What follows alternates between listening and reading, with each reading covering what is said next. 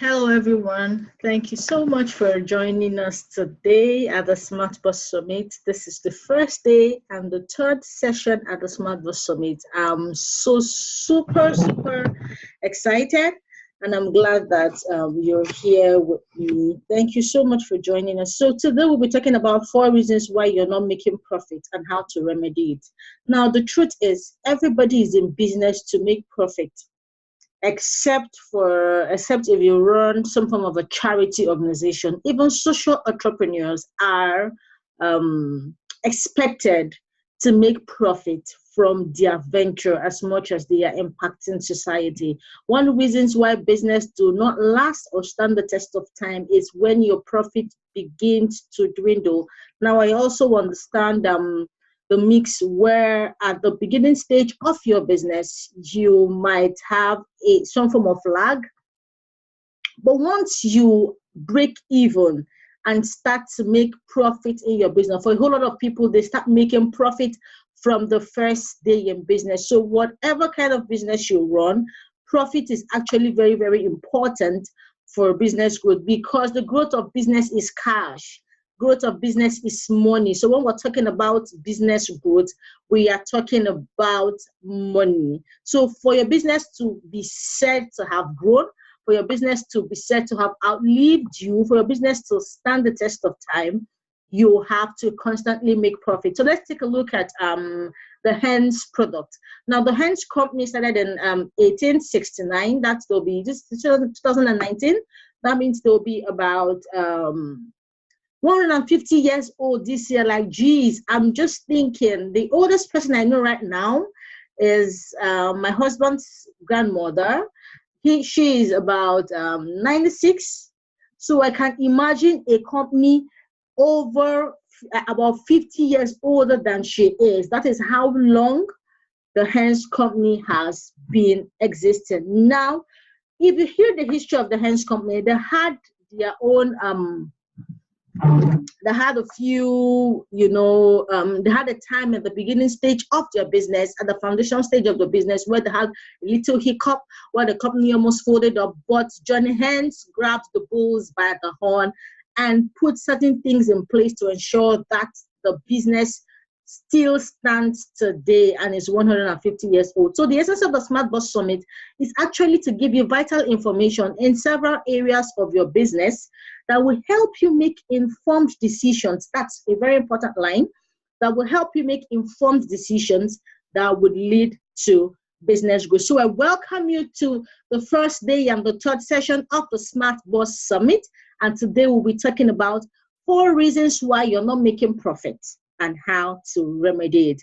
It is not just enough for you to break even in business. You need to be able to make profit. So let's go to the next slide. Let's define the terms. What is profit? Profit is a financial gain. It is the difference between amount earned and amount spent. So if, for example, let me use my book, Hire Smart. Let me use my book as an example, or as a case study. So let's say if it actually cost me 4,000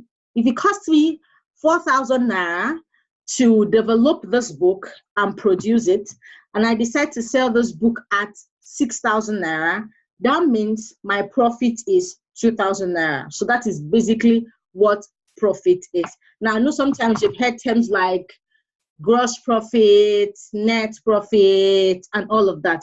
Now, but your net profit is the main profit, is like what you have. That is what we just defined. The financial gain, the difference between amount earned and amount spent. Everything entirely you spent in creating that product or that service, and then the amount you earn. So the difference is profit. Now, if the amount you spent is more than the amount you earn, then your profit will be tending towards the negative, and that's where we say you have incurred a loss. So now, what is the reason why you are in business? I know people, when you have business coach, they tell you, I want to help you achieve X, Y, Z. I want you to be able to do this. I want to hold you accountable. I want you to da. The truth is, everybody is in business to make profit. From Richard Branson of Virgin to the small woman, to the woman by the road who runs a small business, probably sells akara or a stock shop or something. Everybody's in business to make profit.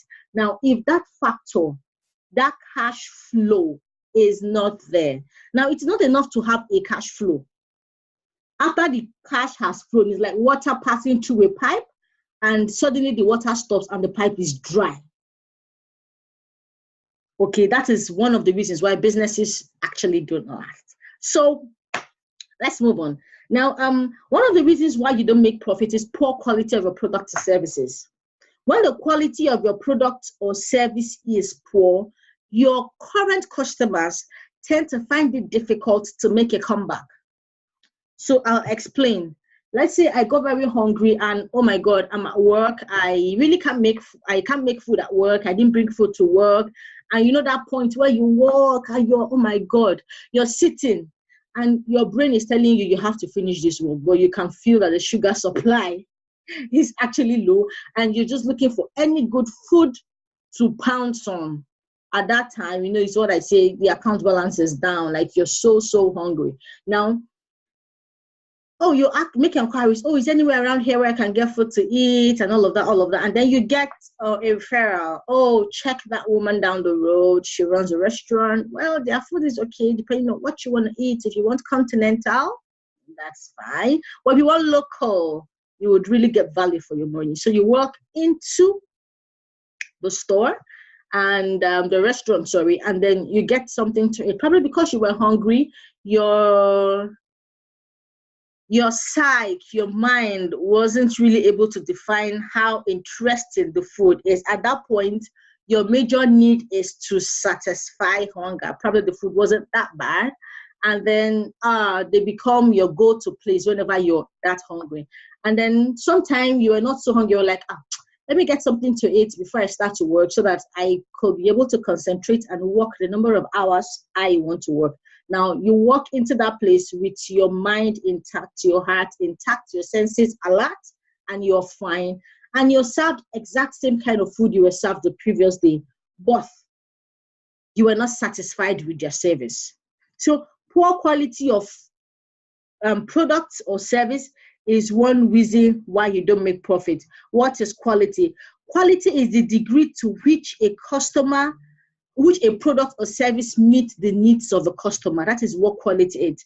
The degree to which a product or service meets the needs of a customer. So for example, I run a service business, so I don't have tangible products you can see except for knowledge products like this and the summits and trainings, which I do. Now, quality or the quality of my service is defined by the degree to which my services satisfy my customers. So a customer comes to me and says, oh, Grace, my employees are giving me a lot of headache. What do I do, to make them achieve results? What do I do to make them productive? What do I do to, get value for the salaries I pay, because I keep paying salaries. And of course, at the end of the day, we're just talking about profit here. And at the end of the day, by the time she calculates how much she makes and how much she spends on both creating the products and paying salaries, she's running at a loss. So how do I get value for the salaries I pay? And these are the pain points of my client. And she comes to me or he comes to me and tells me this is what it is. And then, of course, I bring out my full arsenal. I begin to ask vital questions, begin to look into the business, and then begin to think of strategies I can devise to be able to make things work for my clients just the way she wants it. Now, you cannot say my service is a quality service until I have devised strategies that would make my clients satisfied. So until your customer is satisfied, your product or your service hasn't met up to standard. So that your product or your service feels good to you doesn't mean that it is a quality product or a quality service. I hope you understand that. So most times when I'm teaching people at Business Startup Bootcamp, which I run, I usually ask them that question. Yes, okay, let's say I want to start making skincare products. And I said, okay, I've made products for myself and I've been using my skincare products, and I think it's okay. I think my skin is improving, but nobody around me has really noticed so much of like, oh, Grace, you're glowing, what's happening? Or nobody has tested or used my product before to give me an honest feedback of things that are not working well or things I should be able to improve. Okay, so now you cannot say that product, that skincare product, is a quality product because it has not met a customer expectation. So the best thing I usually advise those people to do is to get few people. I'm sure you've heard things like cake testing party, product testing party. Get a few people to test your product, especially skincare products, for usually at least 3 months, so that they can be able to notice improvements in their skin, and people around them, very close to them, should also be able to tell that there's a difference. So if, for example, I have pimples all over my face and somebody says, oh, I have a great product, I'd love you to test, I would like to see how it will help your skin improve. And then in 3 weeks of using that product, my face becomes as clear as it is right now. I would say that product is a quality product because it has met my expectation. But if I use that product and the acne on my face has not cleared to the point I desire, or I have not seen a fulfilling difference on my skin, then you cannot say your product or your service is a quality product. So you do not define the quality of your products. Your customers, your clients define the quality of your product. So one reason why you're not making profit is because the quality of your product is poor. Now, the reasons why the quality of your product matter. Number one, the quality of a product is very important if you want to build trust. Now, as a new or an existing product in the market, for you to be able to maintain your stake, for you to be able to, hold fast that which you have, for you to be able to hold your customers and make them, have them refer you and bring in returning customers also to you, you need to be able to build trust. And product quality is one way you build trust. So, for example, we don't want you, oh God, I wish I had a bottle of water here. Okay, beautiful. So this is, I'm not doing adverts for Nestle, oh my God, but I have to do this. So this is a bottle of water, it's uncorked. Yeah, so it's uncorked. Now, if to say that this product is building trust, you can see how filled the water is, right? So I don't want to come back to buy this same water tomorrow and it's half filled, or the highest water level is here, or the packaging is squeezed and depressed. You can see what I'm doing. So I don't want to walk into a store and buy a product that is depressed like this. It will make your customers not have trust in your product. Now, I know a lot of us have experienced or noticed some products which came into the market. Now, at the point when that product entered into the market, they were A to Z or A-OK. Like, they were good, amazing quality, amazing packaging, amazing everything about them was just so sweet. But 1 year down the line, 6 months down the line, 18 months down the line, you begin to notice a drop in quality. So that way, your customers will not trust you. They'll be like, we know now, it's normal. One company is coming, they want to give in their best, but when they begin to make some kind of money, they start to diminish their quality. Now, I would give a remedy to that, because I know there are times where when the cost of raw materials begin to go up, a lot of companies, which is wrong, tend to reduce the quality of the product instead of increasing the price. We'll talk about that later, okay? So one reason why your quality matters is because your quality helps you to build trust. So I know whenever I step into a store to buy this bottle of water, it is filled, the packaging is okay, it is untampered, it is undented. So the next thing I would advise you, okay, we should be out of this slide, okay? So yes, the next thing I would advise that you do to help or support the quality of your product is to okay, now the next reason why your quality matters is quality supports word of mouth. So I give an example of me having acne on my face. That's an example I never did anyway. So I said, I'm giving a case study. I said, okay, so imagine I have acne on my face and I'm looking out for products that would help me take away the acne and reveal the real me. Okay, so I have this lady who walks up to me and hands me over a product and says, this soap is official soap. It will help you get rid of acne and all of that. And in 3 months, in 2 weeks, in 2 weeks, I begin to see changes. In 1 to 2 months, the people I live in the same house with, my neighbors on my street, begin to see changes. In 3 months, people I've not seen in a long time. Oh my God, you look good. What happened? Thank God the acne is gone. What did you use?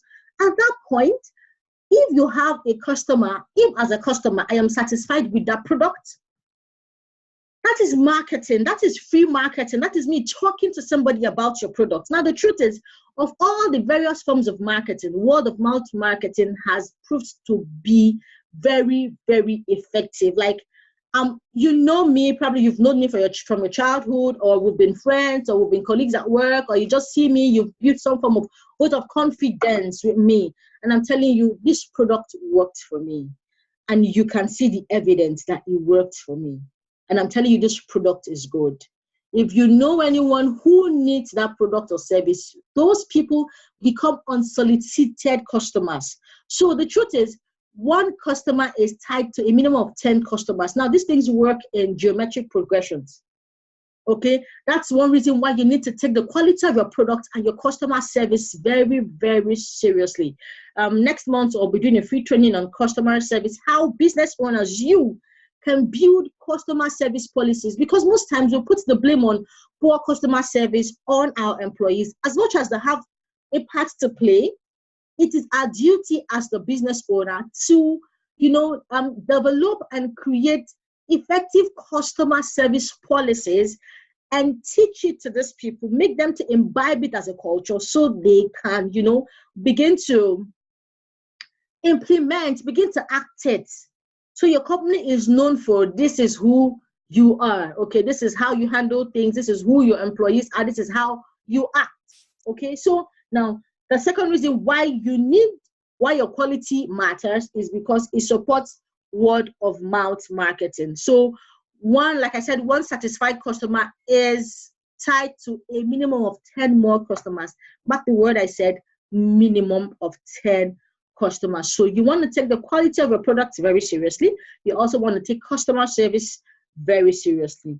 Now, the next reason why your quality matter is because once your product has an amazing quality, the number of customer complaints will reduce. So you have a lot of products or services get reviews online. Some of the reviews are favorable, other reviews are unfavorable. So just like me, before I really get a product, I really don't have any personal connection with the people or the company.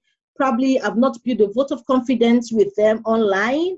I don't know anybody who has used the product to give me an honest testimonial or a feedback. I don't have anybody selling the product to me.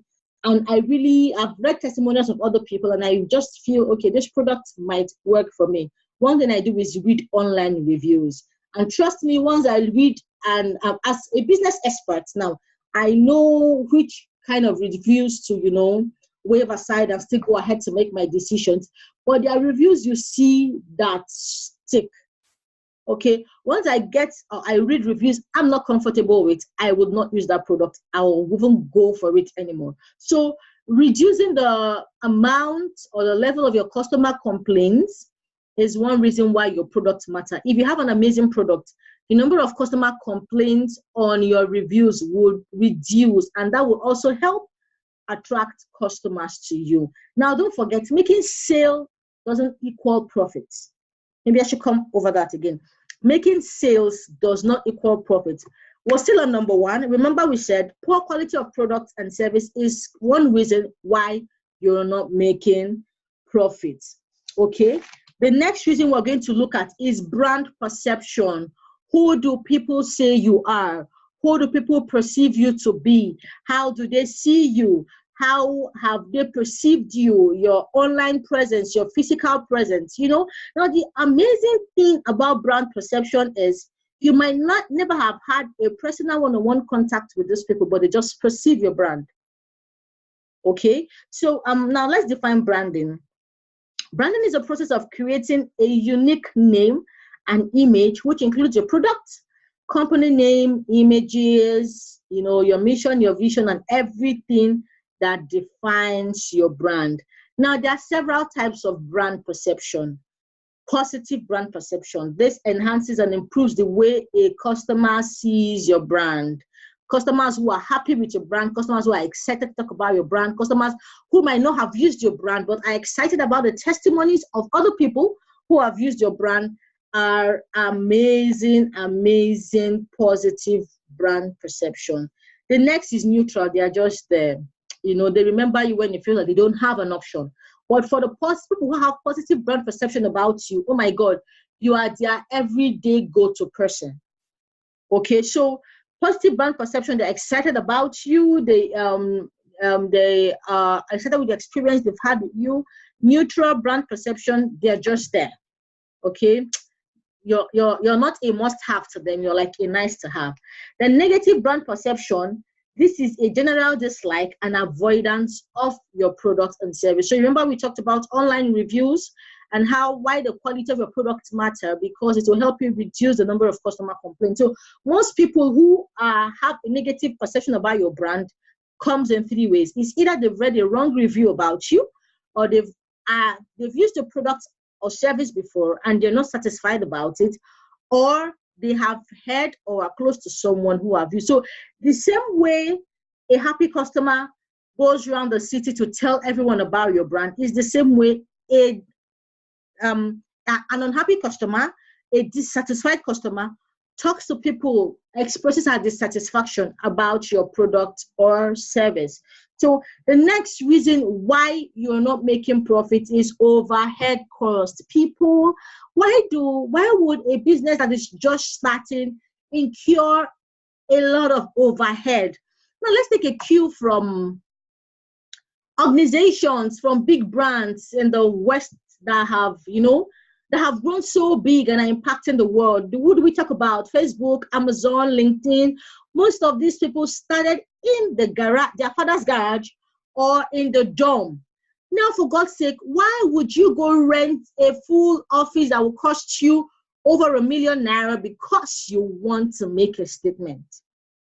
Or why would you buy a machine you do not need at this stage of your business because you want to make a statement? One reason why you don't make profit is your overhead cost is too high. So let's say, for example, I gave an example previously. I said, if I produce this book for 4,000 naira and I sell it for 6,000 naira, I'm making a profit of 2,000 naira, right? Now, imagine I produce this book for 5,500 naira and I sell it for 6,000 naira. How much is my profit? 500. That's about 1/4 of what I should have made in a normal day, of which if I search, I should be able to even make this book less if I really put in the work.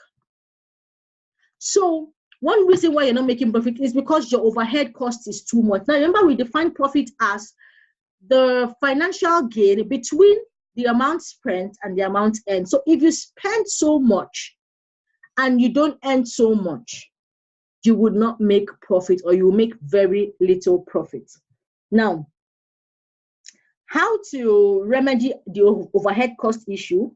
Categorize every expense. Categorize every expense. Let's know your fixed costs, let's know your variable costs, and all of that. Categorize your expense. The next reason why you're not making profit is your policies. Your buying policies are too stringent. When I go on the gram and I see people say, no refund, no exchange, no this, no that, I really laugh, because reading that alone is capable of making your customer turn away. Now, I'm not saying you should put your business at risk. I'm not saying you should come up with policies that only favors your customer, but I think you should have a refund policy. In my business, I have a refund policy. And my refund policy is to the extent of work which I have done. So if you just engaged my services today and you've made payment, and the next day something came up and you feel you want to, put a stop, it's fine. But where I have delivered till the end of the product and you want me to refund, of course, you will not get the same amount of refund as the person whose service we have not gone so much into. But at the point you get to, you don't get any refund because we've practically invested everything into delivering that service. But that's not to say when customers meet me, I tell them no refund or no exchange. I've had people pay for my service and they suddenly didn't need the service and they say, Grace, you know what? I know you do trainings. I would send 4 of my staff. I know this amount we have here can only cover for 1 or 2. So let me know when that time comes. So I just, make up the payment and then we know we're good with the 4 people. That's a business policy. Or I want to buy something from you. And then that's most times I try to make my, what word do I use now? I try to make my sales lead very easy. In 1 or 2 clicks, you're there. Okay, now don't make it, before you buy from me, you have to copy my phone number on Instagram and save it on your phone. WhatsApp has made it easier for people, for merchants now on Instagram to be able to sell, or for lower scale e-commerce merchants to be able to sell. Because previously it was, okay, if you want to buy, please send a WhatsApp message. Now you put up your phone number. I have to memorize the number or write it down somewhere, then save on my phone, then buzz you on WhatsApp and then wait for you to reply. But right now, WhatsApp, you can get the link, put in your bio, and at 1 click, I'm on WhatsApp. And I'm making my inquiries, I'm sending you pictures. So don't make your business leads very difficult. If you make your sales leads difficult, people will get weary in following up of the process. Because humans, we like things, I don't know, my mom always said, people of the generation, people like things happening so fast. Okay, so look at your customer service policies, look at your refund and return policies, look at your customer onboarding policies. Major reasons why some of our customers don't follow through, it's because of our onboarding policies. Now I'm teaching you this because I used to be there. First quarter just ended. I have reviewed a lot of my policies, my customer service policy, my recruitment policy and processes, my client onboarding policy. So let me give myself, as I don't know how to say good or bad example, but I think you can learn from me. So when I started my business at the onset, and I started with my major service product was recruitment. And I niched down to doing recruitment majorly for small businesses. But of course, I've gotten several gigs with medium enterprises, which is amazing. So what I do then was, because I couldn't afford a website, and I wanted my work to look professional, I created a form on Microsoft Word. And once you reach out to me and let me know, oh, you want to recruit, and then most times they want to verbally give you the information. After listening verbally, what first thing I ask for is your email address. Please send me your email address. Let's not send me your email address. I'll forward you a Microsoft Word document containing a form that you can just download, enable editing, and you fill and you send back to me. Now, I realize that most customers get those forms, but they find it difficult to fill. Okay, in fact, in the beginning, I designed something on Canva. It was looking colorish, but why would I design something like a slide or something like an online manual and expect you to write it down and then go back to Microsoft Word or go back to an email, body of the email, to type the question and the answer again? So from there, I graduated to MS Word. Now, from that MS Word, I realized that I send these mails to people. A lot of them are reluctant to fill because, oh my God, so I'm going to download, I'm going to fill, I'm going to forward back. That's a lot of work. So you know what I did?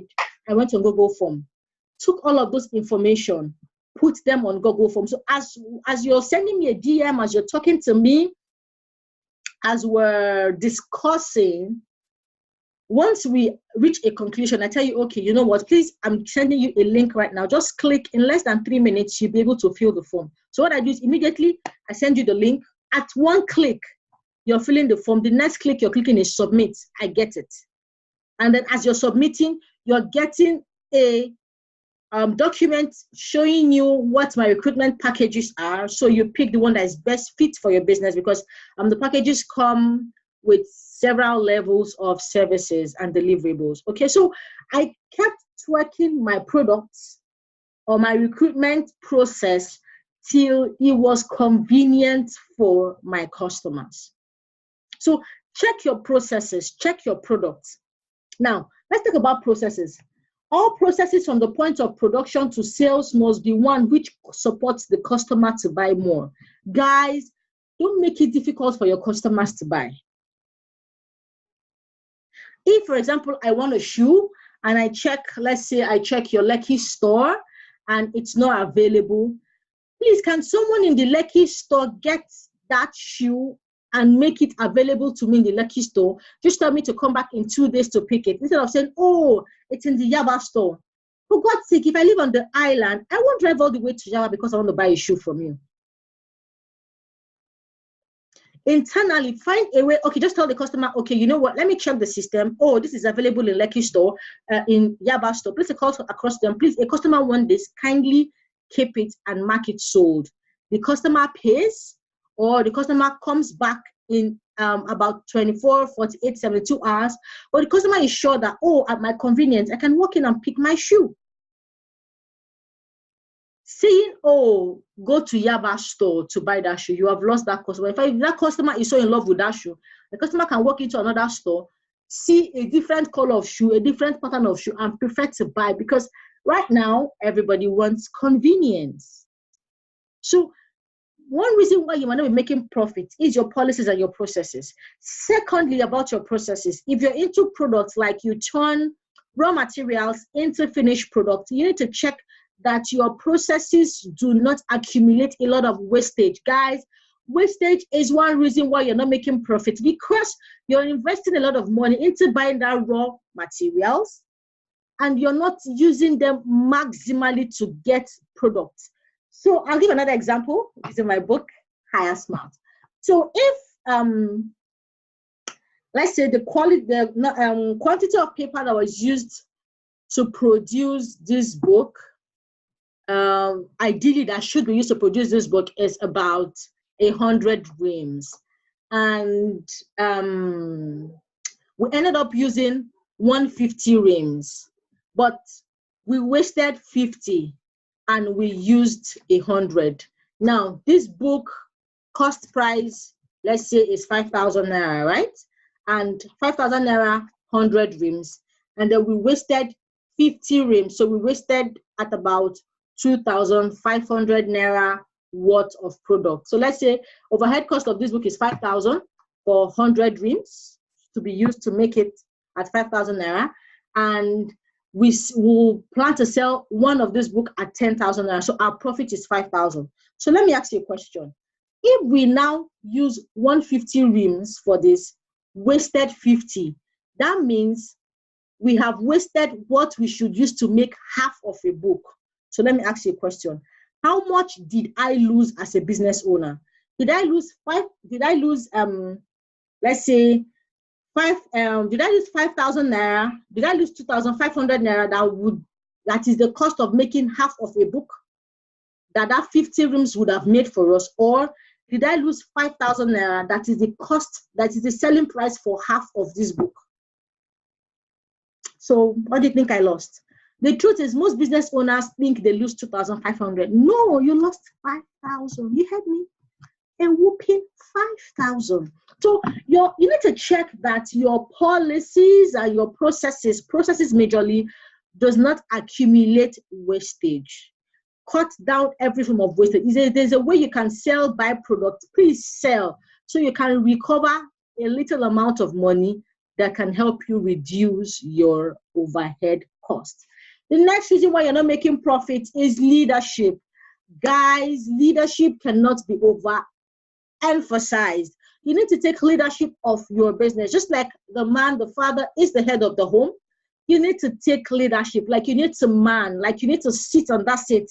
Boss lady, man, boss, whichever you are. You need to take leadership of your business, because the truth is, everything rises and falls on leadership. And your business cannot grow above the level of leadership that you provide. Okay, so now let's move to the next slide. How to remedy it, how to make more profit. The first way you want to make more profit is to humanize your brand. Now, my brand is getting to a point where I'm practically going to be taking myself away from the brand, because my brand now is no longer about me. But in the beginning, when I started my business, I didn't understand how to humanize my brand. So you practically not see any human being or any physical picture on my Instagram page, which is one of my major sales leads or one of my major social media marketing tool. You just see me do posts, flyers, amazing flyers, but until I started humanizing my brand, not just with my face, with people I work with my clients, with the services, with the things I do, people began to connect with me. So if you want to increase your profit, you need to be able to humanize your brand. Let us connect with you. Tell us your story. Show us behind the scenes. Tell us, you can even share your challenges sometimes. Be vulnerable. Oh, I got this machine today and it just broke down. What do you think I can do? What do you suggest? Entrepreneurship journey is really blessed, will definitely overcome. Humanize your brand. Don't let people see your brand as that brand that is high up there and they can reach out to. The next thing you want to do is start campaigns and reward programs. Guys, this works like magic. So I have a reward program where if you refer a client to me, you get something.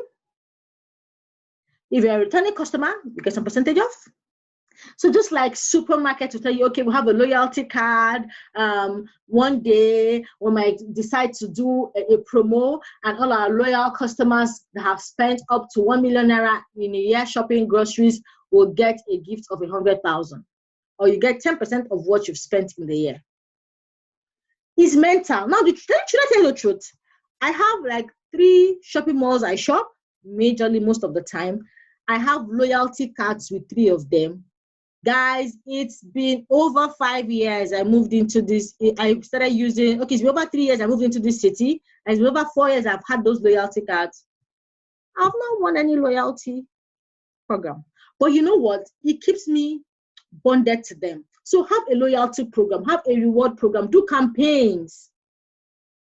Do something that would attract attention to you. Now, the truth is, the world is noisy. There's so much noise in the air.